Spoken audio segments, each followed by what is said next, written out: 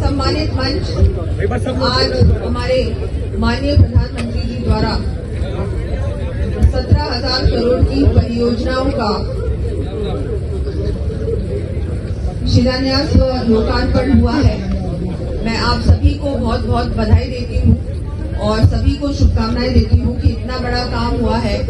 हमारे माननीय प्रधानमंत्री जी का राजस्थान पे लगातार आशीर्वाद रहता है और उनकी गारंटी की वजह से आज हमारी सरकार राजस्थान में बनी है। और मैं आज इसी अवसर पर हमारे माननीय मुख्यमंत्री जी श्री भजनलाल जी का भी बहुत बहुत धन्यवाद देती हूँ कि उन्होंने भी जैसे ही हमारी सरकार बनी बिल्कुल बिना समय को पूरी तरह से समय का उपयोग किया और तुरंत, चाहे हम बात करें ERCP योजना की जो पानी की महत्वाकांक्षी योजना है, चाहे हम बात करें सड़कों की, चाहे हम बात करें गैस सिलेंडर्स की, चाहे हम बात करें लखपति दीदी योजना की, चाहे हम किसी भी योजना की अगर हम लोग बात करें, किसान सम्मान निधि की बात करें, हर योजना में तुरंत उन्होंने काम कर जिनसे मिलना था मिलकर संपर्क करके, चाहे मध्य प्रदेश सरकार से बात करनी थी, चाहे केंद्र सरकार से बात करनी थी, तुरंत उन्होंने बात भी की और काम को भी पूरा किया। और सारे जो हमारे संकल्प पत्र था भारतीय जनता पार्टी का चुनाव के समय, उन सब में जो हमने वादे किए थे उन वादों पे काम करना भी शुरू कर दिया। और बहुत सारे हमने इसी बजट में राजस्थान की जो हमारा वोट ऑन अकाउंट था, अंतरिम बजट था, उसी में बहुत सारी चीजें हमने उनकी घोषणा भी कर दी। तो बहुत बड़ा ये काम हुआ है। हम सब आभारी हैं हमारे माननीय प्रधानमंत्री जी के, हमारे माननीय मुख्यमंत्री जी के। और हम सब चाहते हैं, क्योंकि यहाँ पर अब डबल इंजन की सरकार बन चुकी है राजस्थान में, सभी आप लोगों के प्रयासों से, क्योंकि हमारे बहुत सारे हमारे जयपुर के भी इसमें से 3 अभी नहीं है, एक बाद में होगा, पर हाँ वैसे तो तीनों ही होंगे। वैसे तो अभी दिनेश जी मुझे आरओबी जो हमारे दादी का फाटक, नाड़ी का फाटक और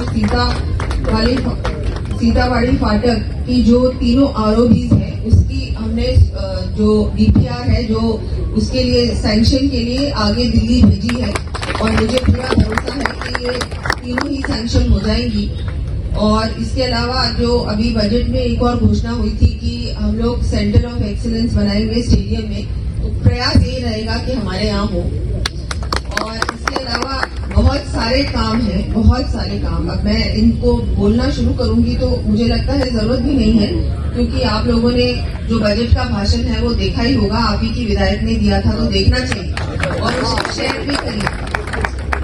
तो वैसे बहुत सारे काम हैं जो अभी हमारे माननीय प्रधानमंत्री जी ने आपको दोबारा कहा कि 70,000 पदों पर भर्तियां होंगी और ये पहले फेज का काम है। ये सारे जो इस बार बजट में अनाउंसमेंट हुए हैं, ये मैं आपको दोबारा बोलना चाहूंगी, ये पहले फेज का काम है। किसान सम्मान निधि को 6,000 से 8,000 बढ़ाना, ये पहले फेज में बोला। सेकेंड फेज में अभी और आएगा। और हमारा जो ये बहुत सारे जो पेंशन बढ़ाने की बात कही है वो भी पहले फेज का ही, अभी और आगे आप लोगों को उसमें भी हम लोग और बढ़ाएंगे। और भी बहुत सारी जो योजनाएं हैं जिनका इस बार जिनकी बारे में बजट में घोषणा हुई है, उनको भी बहुत सारे ऐसे काम हैं जो पहले फेज के काम है, सेकंड फेज में और बढ़ाए जाएंगे।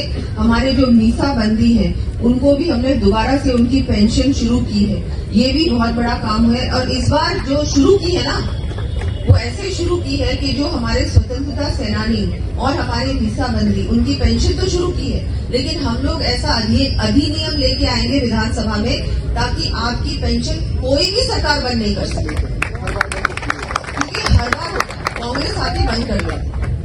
इसलिए इस बार परमानेंट काम होगा भारतीय जनता पार्टी की सरकार। ऐसे भी बहुत सारे काम है। SIT का गठन हुआ है पेपर लीक की रोकथाम के लिए, ये भी बहुत बड़ा काम है, महत्वपूर्ण काम है। अब परीक्षाओं का कैलेंडर बनाया जाएगा ताकि ये पता रहेगा स्टूडेंट्स को कि ये परीक्षा इस टाइम पे आ रही है। ऐसा नहीं होगा कि लास्ट मिनट में उनको जानकारी मिलेगी और उसकी कोई प्रिपरेशन नहीं होगी और पूरी तरह से ये पेपर लीक ना हो, उसकी पूरी योजना बनेगी कि इसको कैसे रोका जाए। इस बार भी जो परीक्षा हुई थी अभी हुई थी 1 महीना पहले। पेपर हमारा परीक्षा हुई थी अभी हुई थी 1 महीना पहले। पेपर हमारा बिल्कुल लीक नहीं हुआ था, आराम से परीक्षा बच्चों ने दी थी। तो ऐसे ही आगे पूरा ऐसी तैयारी होगी। महिला सुरक्षा के लिए भी सब जगह जो सीसीटीवी कैमरा है वो लगाए जाएंगे हर सार्वजनिक स्थान पर, और हमारे बालिकाओं की जो छात्रावास है वहाँ भी लगाए जाएंगे। कोशिश ये रहेगी धीरे धीरे ये हर कॉलेज और स्कूल में जहाँ पर गर्ल्स होती हैं वहाँ पर लगाया जाए, ताकि ये, और मैं तो ये कहूँगी बस स्टैंड है, रेलवे स्टेशन है, इन सब जगहों में, क्योंकि क्या होता है कि वहाँ से जब निकलती है तो उसके बाद ही ये लोग पीछा करना शुरू करते हैं। तो पब्लिक प्लेसेस में हम लोग लगाएंगे, और बहुत सारे ऐसे जैसे पार्क्स हैं और ऐसी जगह हैं। मैं तो कहूँगी पब्लिक प्लेसेस के अलावा इस बार जब दोबारा बजट आएगा जुलाई में, उसमें प्रयास ये रहेगा कि ऐसी जगहें हैं जहाँ पर अंधेरा रहता है, या ऐसी जगह है जहाँ पर ऐसी चीजें, ऐसी संभावना रहती है कि ऐसा कुछ हो, वहाँ पर भी सीसीटीवी कैमरा होने चाहिए। हेल्प डेस्क लगाए जाएंगे थानों में भी, जहाँ पर हमारी महिला होगी और महिला के लिए स्पेशल ये डेस्क लगाया जाएगा। साइबर हब भी हम लोग बना रहे हैं, और ये हर प्रकार से, चाहे साइबर क्राइम हो जो आजकल बहुत ज्यादा बढ़ गया है, सोशल मीडिया में जो लड़कियों को परेशान किया जाता है, व्हाट्सएप में किया जाता है, उसके लिए भी अब बहुत ऐसी कार्रवाई होगी कि इस तरह की चीजें ना हो। और बहुत सारी चीजें हैं जो बजट में इस बार बजट घोषणा में आए हैं। बजट में, अंतरिम बजट में आप लोगों को तो पता है कि बहुत सारी चीजें इस बार हमारी सरकार ने जनता को दी है। जन कल्याणकारी का जो भी हमारी योजनाएं हैं उनको भी हमने इस बार बोला ही नहीं है, इनको क्रियान्वित भी किया जाएगा। बहुत बार क्या होता है कि योजना की घोषणा हो जाती है कि ये हम लोग करेंगे, या ऐसा हो जाता है कि ये सरकार दे रही है, वो सरकार दे रही है, लेकिन सचमुच में जब देखा जाए तो वो काम होता ही नहीं।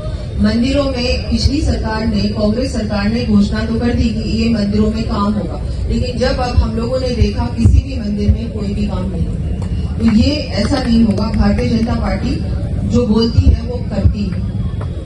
तो ये सब आपको आपके बीच रखना था। वैसे तो बहुत सारे काम हैं, वो सब आप जानते ही हैं, और विकसित भारत संकल्प यात्रा के माध्यम से भी हर योजना जनता तक पहुंचने का भी सरकार ने काम किया है। मैं एक बार फिर से आप लोगों का धन्यवाद देती हूँ कि आप सब लोगों को बधाई, धन्यवाद। और अब जो काम, ये भी क्योंकि हमारे कार्यकर्ता हैं, आप लोग सोशल मीडिया से जुड़े हुए, अब हम सब लोगों को जो बजट की घोषणाएं हुई थी, बजट में बड़ी बड़ी बातें हुई, बजट में बातें तो हुई, लेकिन उसका जो हमने उसको इम्प्लीमेंट भी कर दिया, वो बात भी हमको जनता तक पहुंचानी है। और सबसे बड़ा माध्यम सोशल मीडिया है। मीडिया तो है, सोशल मीडिया भी है, तो उसको भी आप, उसका उपयोग कार्यकर्ताओं को करना है और बताना है कि ये हुआ। अभी कल ही जो मेरा मंत्रालय है PWD, उसने, हमने बोला ना कि 1500 करोड़ तक की हम लोग सड़कों की घोषणा की है इस अंतरिम बजट में। 1500 करोड़ में से 5 हमारे हर विधानसभा में 5-5 करोड़ की सड़कें हमने कल ही बोल दिया, कलेक्टर्स को निकाल दिया, वो कलेक्टर्स को सूचना पहुंचा दी और हमारे विधायकों को भी पहुंचा दी कि 5-5 करोड़ तक की सड़कें, आपको कौन कौन सी सड़कें चाहिए, आप 5 करोड़ तक की सड़कें हमारे पास प्रस्ताव भेज दीजिए, और वो हम लोग उनका वर्क ऑर्डर भी आचार संहिता लगे उससे पहले निकाल देंगे। तो ये सरकार सिर्फ बोलती नहीं है, सिर्फ घोषणा सरकार नहीं है, ये काम करने वाली सरकार। तो एक बार फिर से सबका मैं आभार व्यक्त करती हूँ और धन्यवाद।